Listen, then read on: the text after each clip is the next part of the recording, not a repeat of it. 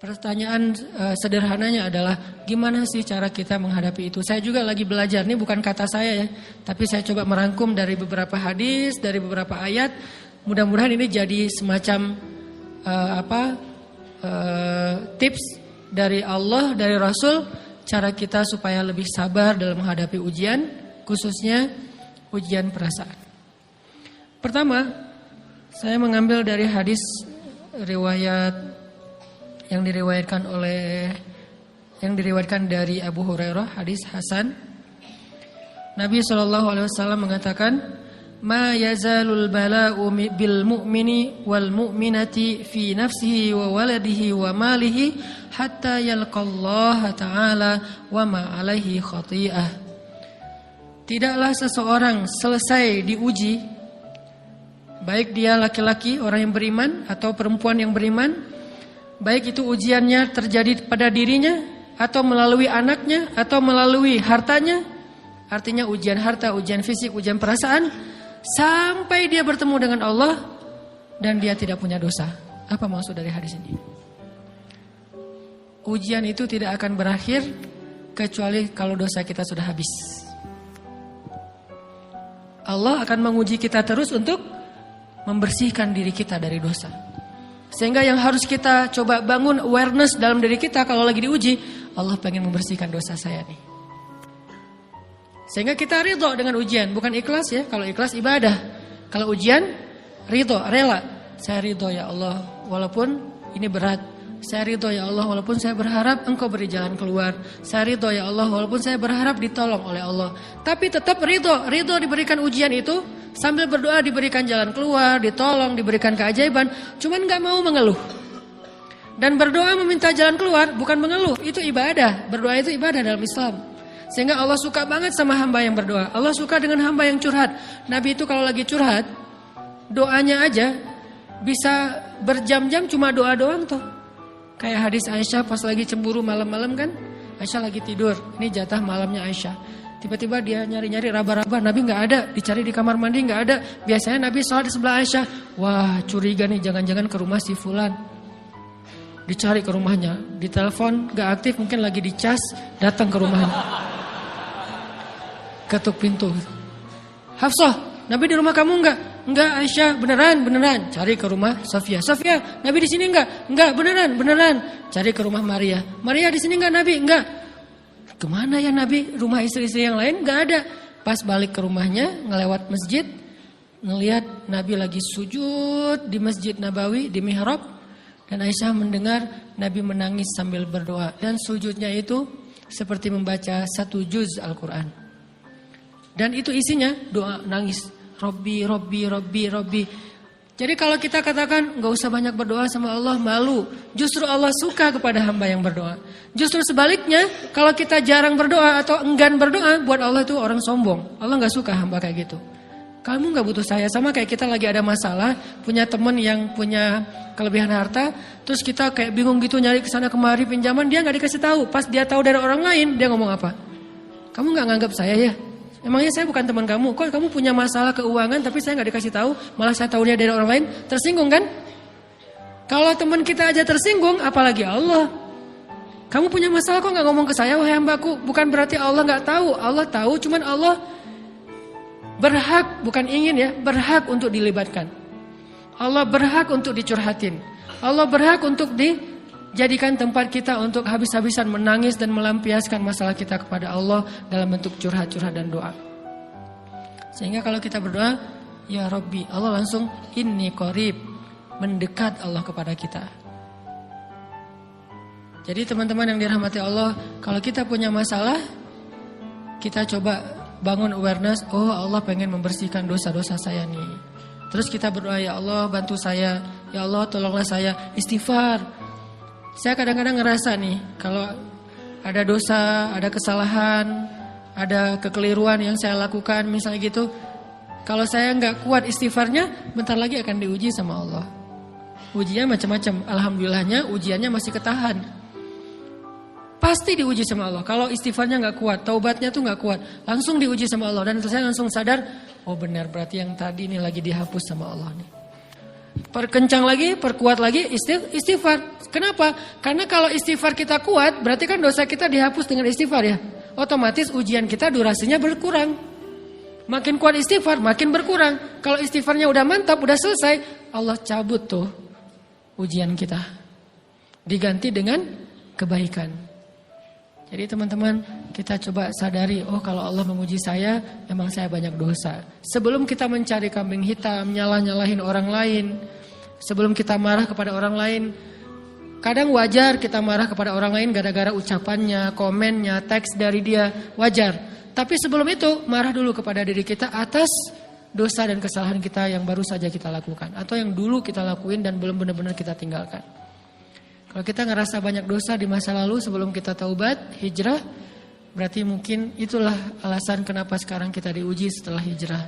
Kenapa agak-agak harus jungkir balik setelah kita hijrah. Kenapa harus sedikit berdarah-darah setelah kita hijrah. Anggap aja itu untuk mengkifarat, membersihkan dosa-dosa kita yang telah lalu. Supaya apa? Supaya kalau kita pulang kepada Allah, kita pulang dalam keadaan bersih. Dan itu pasti akan menjadi orang yang paling beruntung. Daripada nanti diberesin di akhirat, mending diberesin di dunia kan? Soalnya kalau diberesin di akhirat, itu lebih berat. Akhirat itu perlakuannya beda dengan di dunia. Di dunia kalau kita salah, akan dibalas oleh Allah. Kalau kita belum taubat, dibalas oleh Allah sama. Tapi di akhirat, ukurannya beda. Sehingga heran ya, kalau ada orang yang merasa beruntung lolos dari hukuman dunia, dia pikir dia udah lolos dari hukuman Allah. Mending dia beresin deh di dunia daripada nanti di akhir berlarut-larut. Itu bahaya banget. Kalau buat saya pribadi dan saya yakin teman-teman juga kayak gitu, gak mau ada masalah di akhirat, mending masalah di dunia aja. Tapi masalah di dunia juga kita gak mau berlarut-larut, pengen cepat dimudahin sama Allah. Caranya istighfar. Tidaklah Allah memberikan kepada kita ujian kecuali salah satu alasannya pengen menghapuskan dosa. Idza kathurat dzunubul 'abdi walam yakun lahu min amalin liyukaffiraha fabtalahu Allahu bil hazan liyukaffiraha. Kalau seorang hamba banyak dosa dan dia enggak cukup amal untuk mengkifarat dosa-dosanya, Allah akan menguji dia dengan rasa sedih, dengan rasa kecewa, dengan rasa berat, sakit hati untuk mengkifarat dosa-dosanya. Itu yang kita bangun. Sehingga kalau ada masalah sama orang lain, kita memperbaiki diri dulu. Bukan sibuk dengan kesalahan dia terus menerus yang gak mau kita maafin. Misalnya ada teman kita nih, jadi clash sama kita. Hal pertama yang kita bangun, astagfirullahaladzim saya banyak dosa nih. Tapi kan yang salah dia, ya. Tapi mungkin dia gak akan mengatakan kalimat itu, gak akan bersikap kayak gitu kalau kita gak punya dosa. Allah sengaja mengutus dia untuk menguji kita lewat kata-katanya, lewat perilakunya, karena kita punya dosa. Jadi penyebab pertama diuji itu bukan teman kita yang salah, itu penyebab kedua. Memang dia salah dan itu harus kita akui, realistis lah. Dia salah, dia nggak pas, dia nggak bijak, dia apa? Oke. Tapi yang mentakdirkan dia salah kepada kita, Allah Subhanahu Wa Taala. Kenapa Allah takdirkan gitu? Karena kita masih punya banyak dosa. Allah kirim kita ujian, bisa manusia, bisa alam, bisa dalam diri kita sendiri.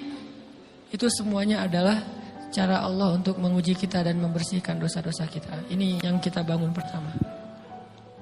Yang kedua, kata Nabi di dalam hadis Bukhari, "May yuridillahu bihi khairan." Yang terkenal kan yufaqihu fiddin, itu yang terkenal. Ternyata ada dua modelnya. Ada may yuridillahu bihi khairan yufaqihu fiddin. Siapa yang Allah pengen kasih dia kebaikan agama, kebaikan, Allah akan buat dia mengerti halal dan haram. Itu berarti Allah sayang sama dia. Ini satu model hadis. Ada model yang kedua, mirip redaksinya. May yuridillahu bihi khairan yusib min. Hadis Bukhari. Siapa yang Allah pengen ngasih dia kebaikan, Allah uji. Hah? Kok gitu caranya? Ternyata kayak gitu rahasianya. May yuridillahu bihi khairan, may yuridillahu bihi khairan. Siapa yang Allah pengen ngasih dia kebaikan, Allah kasih dia musibah atau ujian. Kenapa bisa seperti itu Ustaz? Fa inna ma'al usri yusra, Inna ma'al usri yusra. Seolah-olah Allah bilang di dalam ayat itu, kalau kalian mau dapat kemudahan, biasanya lewatnya kesusahan dulu. Kalau kalian pengen dapat keberuntungan, biasanya dapatnya kerugian dulu. Tapi keberuntungan dan kerugiannya pasti nggak sebanding. Keberuntungannya jauh lebih besar daripada kerugiannya. Kerugian itu kayak modal doang, DP. Jadi kalau kita mau dapat kejutan dari Allah, Allah kasih kita DP. DP-nya apa? Ujian. DP-nya musibah. DP-nya rasa nggak nyaman. Itu DP tuh. DP terhadap apa? DP dari Allah terhadap hadiah-hadiah besar yang Allah pengen ngasih ke kita setelahnya. Cuman banyak orang yang menolak DP ini. Sama kayak kita misalnya. Kalau kita mau ngasih dia hadiah, kita kasih dia kayak kejutan dulu. Dia lagi ulang tahun nih, disiram air dulu. Setelah itu dikasih hadiah-hadiah yang mahal. Rela gak disiram air demi hadiah? Rela, udah siramin lagi aja. Kalau setelahnya ada hadiah. Yang kita gak rela, kalau setelah disiram disuruh bersih-bersih sendiri dan gak dikasih apa-apa, kan gak rela tuh. Berarti ini bab iman. Yakin gak kalau Allah tetap ngasih hadiah? Kan sabar dan iman itu ternyata tahu aman, kembar. Kalau kita yakin Allah ngasih hadiah setelah ngasih kita DP ujian, ya kita akan sabar. Gak apa-apa deh, bentar lagi mau dikasih hadiah, digini-giniin juga gak masalah. Dibully, diapain sama Allah, biarin aja. Ya Allah saya sabar, kan bentar lagi mau dikasih hadiah nih. Ini masalah yakin. Tapi kalau kita gak yakin, apa sih maunya Allah gitu kan? Begitu kalimat ini keluar, maka yang muncul setelahnya adalah mengeluh, berputus asa, dan gak akan sabar menghadapi ujian. Ujian, kata Nabi, may yuridillahu bihi khairan, siapa yang Allah pengen kasih hadiah, siapa yang Allah pengen kasih kejutan, siapa yang Allah pengen kasih pertolongan, siapa yang Allah pengen kasih kebaikan, yusib min, Allah akan uji dia dulu. Ini sunnatullah. Sehingga kalau kita lagi diuji, yang kita lihat jangan ujiannya, apa setelah itu. Gimana ngelihatnya Ustaz gak kelihatan? Dengan mata hati. Istafti qalbak, tanya kepada hatimu, kelihatan gak? Dengan mata hati. Gimana ngelihat dengan mata hati? Dengan iman, saya percaya Allah pasti ngasih kebaikan setelah ini. Orang Allah sendiri yang ngomong, gak ada satu huruf pun di Al-Quran yang salah. Apalagi satu ayat, apalagi dua ayat. Fa inna ma'al usri yusra. Ditegesin lagi, inna ma'al usri yusra. Tapi usr dulu, baru yusr. Dikasih kesusahan sedikit, dikasih kemudahan yang banyak. Dikasih kesusahan sedikit, dikasih kemudahan yang banyak. Ini yang kita coba bangun, tajdidul iman. Bangun memperbaharui yakin. Sehingga ketika kita diuji, sedih, wajar. Mengaduh sedikit bukan mengeluh ya. Kalau mengeluh kan nyalahin Allah. Kalau ngaduh, yang namanya orang dicubit kan itu ngaduh. Tapi kalau apa sih maunya Allah? Nah itu ngeluh. Antara mengadu dengan mengeluh berbeda. Mengadu itu manusiawi. Sedih itu manusiawi. Air mata bahkan bukan hanya manusiawi, itu rahmat dari Allah. Orang yang gak bisa menangis itu yang bahaya. Kalau kita masih bisa menangis, berarti kita masih peka hatinya. Bukankah anak kecil paling sering menangis? Berarti hatinya peka. Siapa lagi selain anak kecil yang paling sering menangis?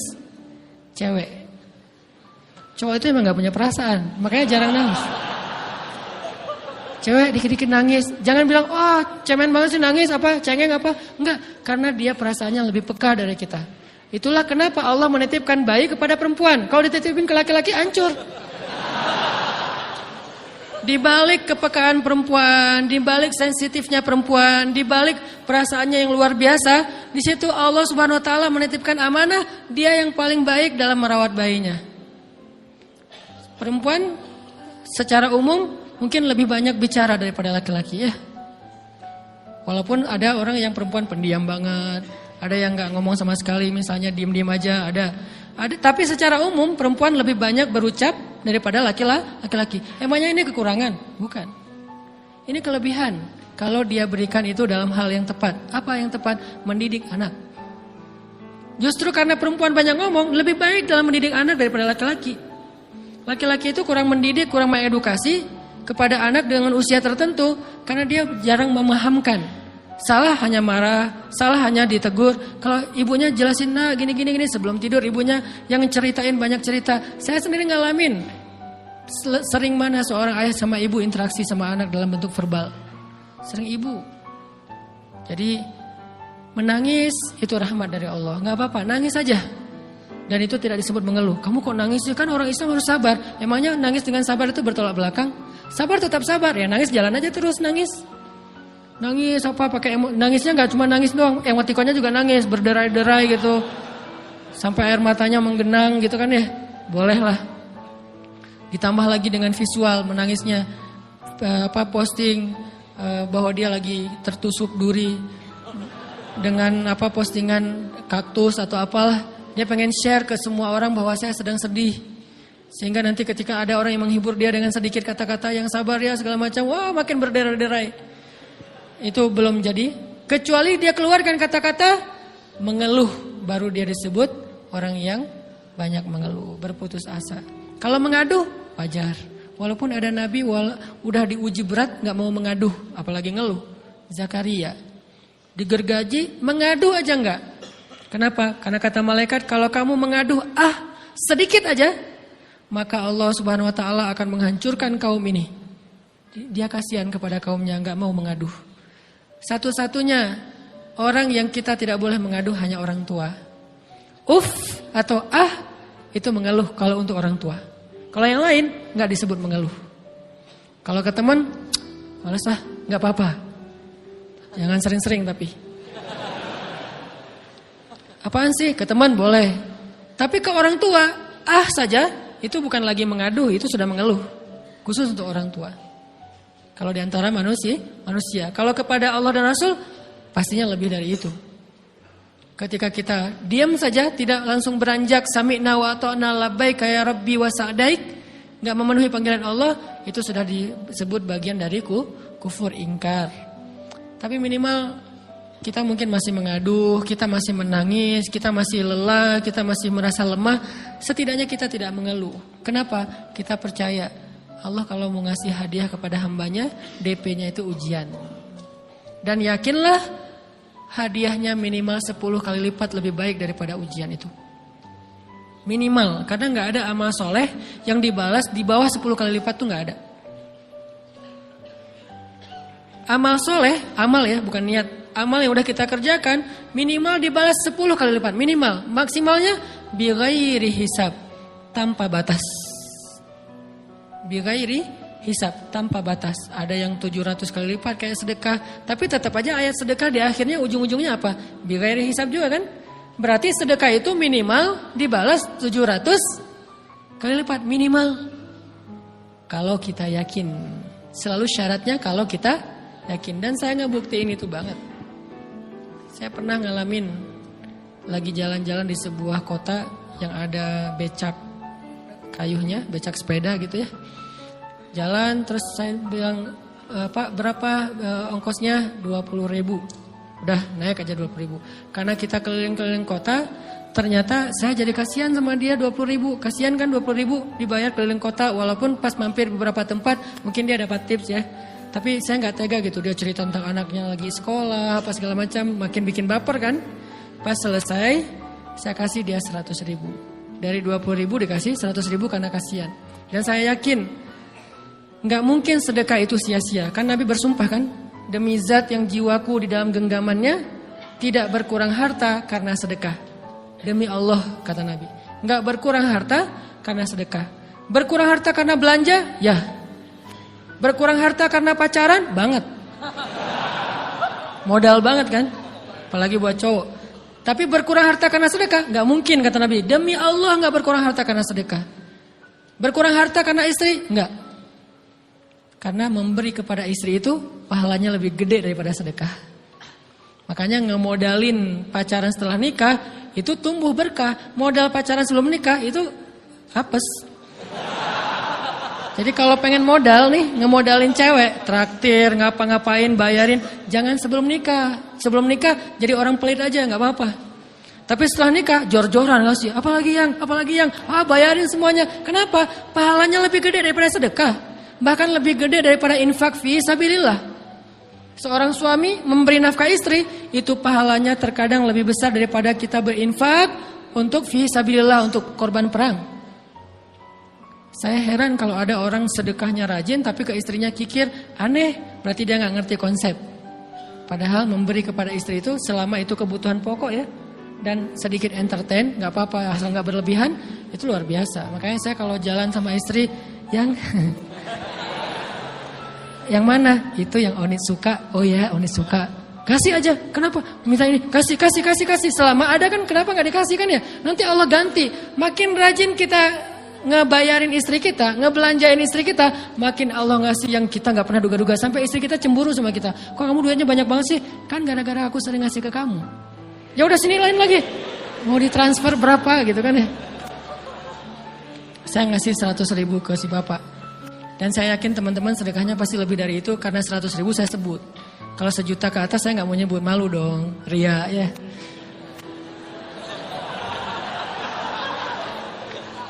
Sebenarnya nggak pernah sih. 100.000 deh, karena kan kecil. Saya kasih 100.000. Ternyata begitu saya kasih 100.000 dia doa. Nah ini nih pentingnya sedekah ke orang yang membutuhkan tapi nggak minta-minta, dia tulus.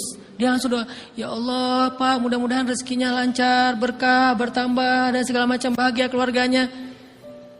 Doa-doa ini semuanya dikabulkan dalam hitungan hari. Pertama bertambah bahagia rumah tangganya, dapat kecupan dari istri. Dia nganggap suami saya cowok banget sih. Mulai 1 nih. 2, demi Allah selang 15 jam enggak kalau nggak salah, karena waktu itu malam, besok paginya ada orang yang ngejar-ngejar saya pengen ngasih hadiah. Ustadz saya pengen ketemu Ustadz. Maaf saya nggak bisa ketemu sekarang, lagi rush, lagi tight schedule gitu-gitulah, sosok gaya nggak jelas gitu ya. Terus Ustadz saya pengen banget ketemu, dia nggak ngomong pengen ketemu apa. Kalau dia bilang mau ngasih duit kan langsung saya prioritaskan kan ya. Berhubung dia nggak ngomong, ya udahlah. Saya sosok jual mahal gitu, tapi yang namanya rezeki kan gimana kita tolak dia datang kan. Saya nolak. Pokoknya sebentar aja 5 menit nggak akan ganggu waktu Ustaz. Ya udah besok pagi ya pas breakfast gitu. Pakai gaya-gaya dikit breakfast. Pas breakfast, oh ya siap Ustaz. Jam berapa? Jam 8. Udah janjian jam 8. Mungkin orangnya nih dengar live streaming, Pak jazakumullah khair jaza. Makasih banyak, mudah-mudahan Allah tambahkan rezekinya. Terus beliau besok mau flight ke luar kota jam 8. Akhirnya ngubungin lagi malamnya, Pak Ustaz maaf gak bisa ketemu besok. Karena saya jam 8 itu jadwal terbang. Oh ya udah gak apa-apa. Senang dong saya gak jadi ketemu kan. Tahu gitu kan nyesel saya tuh. Senang. Besok pagi jam 6 Pak Ustaz alhamdulillah ternyata penerbangan saya di delay ke jam 11. Allah delay penerbangannya demi ngasih rezeki buat saya. Kan luar biasa kan. Ini hikmah kepedean saya, kegeeran kepada Allah gitu. Di delay demi saya. Kan kadang-kadang GR ya di depan Allah ya. Robbi akroman kan gitu ayatnya. Allah memuliakan saya dengan istighfar tetap. Akhirnya saya bisa ketemu Ustaz. Saya nggak baca WA-nya, terlambat baca, baru baca jam 8. Dia udah mulai agak putus asa, kayaknya udah gak mungkin ketemu nih. Jam 8 pas saya baca, ternyata orangnya nggak di delay. Ya udah saya balas, ya udah sekarang saya tunggu ya jam 9. Maaf cuma sebentar. Nggak apa-apa Ustaz 5 menit. Datang dia. Datang ngasih apa coba? Ngasih duit 200 juta. Demi Allah. Cuman berselang beberapa jam, saya tolak-tolak. Tahu gitu Pak, datang malam ini aja.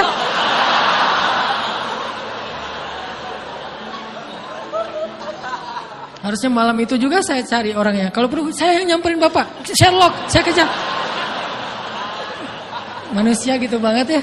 Tapi Masya Allah di situ saya jadi tahu, oh doa orang itu lebih akurat, lebih mantap, lebih diijabah daripada doa saya. Mungkin bukan karena sedekah, tapi karena doa setelah sedekah. Ya Allah dan segala macam dimudahkan sama Allah. Itu luar biasa loh. Saya nggak percaya. Saya pikir main-main. Orang ini iseng kayaknya pengen ketemu doang, pengen selfie. Ternyata pas saya cek, ditransfer, di capture, Ustaz udah ditransfer. Saya, jangan-jangan nih jebakan Batman gitu ya. Nyari-nyari sana segala macam. Alhamdulillah ternyata emang niat baiknya pengen, alhamdulillah saya terkesan, saya dapat hidayah lewat Ustaz segala macam. Sekarang saya pengen membalas jasa Ustaz walaupun kecil 200 juta. Untung saya nggak kaget dan kemudian pingsan. Pak 200 juta stroke kan ya, bahaya. Lebih mahal dari 200 juta. Ini keajaiban ya teman-teman. Jadi kita tuh, saya kan sering bilang keajaiban itu terjadi tergantung tingkat iman. Bukan saya udah soleh banget, enggak. Saya belajar terus untuk yakin deh sama Allah. Modal kita tuh kan gini sebetulnya kan. Duit kita tuh banyak loh teman-teman. Cuman gak disimpan di bank, gak disimpan di saku. Disimpannya di sisi Allah. Bedanya apa sih? Kenapa kita kalau disimpan di bank tenang? Saya lagi punya duit banyak dari 100 juta. Di mana? Di bank. Aman. Kenapa kalau disimpan di saku aman, tenang? Kenapa kalau disimpan Allah nggak tenang? Kenapa kalau disimpan di Allah kita bilang nggak punya duit? Ini kan nggak fair sama Allah. Nggak punya duit nih. Siapa bilang nggak punya duit? Kan ada Allah. Tinggal minta sama Allah. Tapi nggak ada wujudnya. Tapi kan ada janjinya. Bukankah janji Allah lebih kuat daripada wujud? Bukankah iman harusnya lebih mantap daripada sesuatu yang konkret yang kita lihat? Ada duitnya di sisi Allah. Kenapa nggak dikasih? Karena kita belum butuh. Kalau kita yakin duit kita itu ada di Allah, tapi dikasihnya pas kita butuh. Begitu butuh ya Allah, langsung dikasih sama Allah. Itu banget benar-benar terjadi dalam kehidupan kita. Pasti kayak gitu. Tingkat tergantung kita yakin apa enggak. Nih, kalau Allah bilang, "May yuridillahu bihi khairan", Allah kalau pengen ngasih hadiah kepada seorang hamba, Allah kalau pengen ngasih kejutan kepada seorang hamba, yusib. Allah kasih dia ujian sedikit aja. وَلَنَبْلُوَنَّكُمْ بِشَيْءٍ sedikit بِشَيْءٍ مِنَ الْخَوْفِ وَالْجُوعِ وَنَقْصٍ مِنَ الْأَمْوَالِ وَالْأَنْفُسِ وَالثَّمَرَاتِ وَبَشِّرِ الصَّابِرِينَ. Kami uji sedikit aja dengan rasa lapar, dengan rasa takut, dengan sedikit kekurangan ini dan itu, sedikit. Tapi wabasyiris sabirin, sampaikan kejutan kepada orang yang bersabar. Sampaikan kejutan kepada orang bersabar. Jadi bisa dibilang kejutan-kejutan hidup kita itu munculnya dengan iman dan sabar. Dengan iman dan sabar. Iman artinya yakin, husnuzon sama Allah. Ana inda dhanni abdi bi. Aku tergantung prasangka hambaku kepadaku.